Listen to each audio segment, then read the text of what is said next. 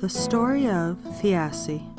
One day, Odin, Hoenir, and Loki started out upon one of their usual excursions to Earth, and after wandering for a long while, they found themselves in a deserted region where they could discover no hospitable dwelling. Weary and very hungry, the gods, perceiving a herd of oxen, slew one of the beasts, and, kindling a fire, they sat down beside it to rest while waiting for their meat to cook.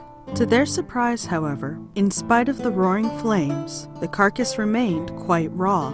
Realizing that some magic must be at work, they looked about them to discover what could hinder their cookery, when they perceived an eagle perched upon a tree above them. Seeing that he was an object of suspicion to the wayfarers, the bird addressed them and admitted that it was he who had prevented the fire from doing its accustomed work. But he offered to remove the spell if they would give him as much food as he could eat. The gods agreed to do this, whereupon the eagle, swooping downward, fanned the flames with his huge wings, and soon the meat was cooked. The eagle then made ready to carry off 3/4 of the ox as his share, but this was too much for Loki, who seized a great stake lying near at hand and began to belabor the voracious bird, forgetting that it was skilled in magic arts. To his great dismay, one end of the stake stuck fast to the eagle's back, the other to his hands, and he found himself dragged over stones and through briars, sometimes through the air, his arms almost torn out of their sockets. In vain he cried for mercy, and implored the eagle to let him go.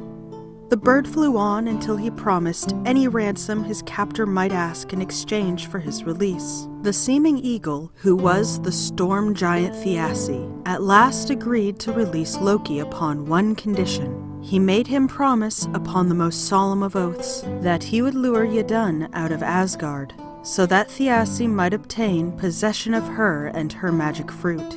Released at last, Loki returned to Odin and Hoenir, whom, however, he was very careful not to confide the condition upon which he had obtained his freedom. And when they had returned to Asgard, he began to plan how he might entice Idun outside of the god's abode. A few days later, Bragi being absent on one of his minstrel journeys, Loki saw Idun in the groves of Brunnaker, where she had taken up her abode, and by artfully describing some apples which grew at a short distance, and which he mendaciously declared were exactly like hers, he lured her away from Asgard with a crystal dish full of fruit, which she intended to compare with that which he extolled. No sooner had Idun left Asgard, however, than the deceiver Loki forsook her, and ere she could return to the shelter of the heavenly abode, the storm giant Thiassi swept down from the north on his eagle wings, and catching her up in his cruel talons, he bore her swiftly away to his barren and desolate home of Thrymheim. Thrymheim the Sixth is named, where Thiassi dwelt, that all-powerful Jotun. Lay of Grimnir, Thros translation.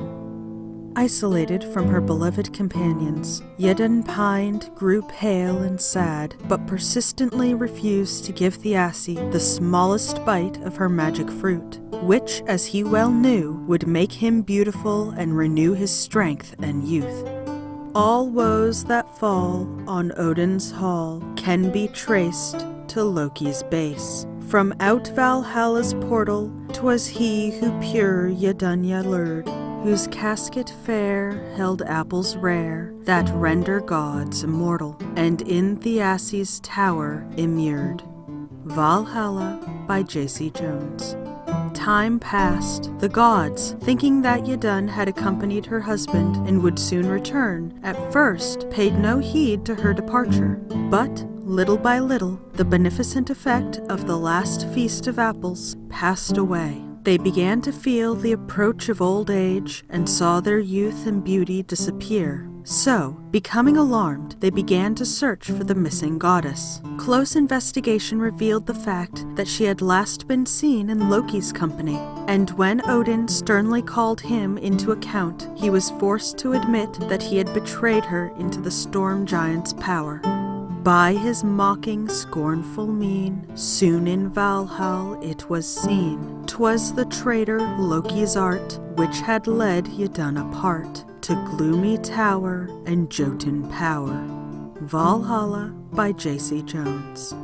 So that was the story of Thiassi, the second section of Chapter 7 of Myths of the Norsemen by Helene A Guerber, Idun. I will be working my way through this book section by section, and if there are any other public domain books that you would like for me to read, please leave a comment below. Did you enjoy this video? Then subscribe for more, and be sure to check me out on Facebook and Patreon. Thank you for listening, and have a lovely evening.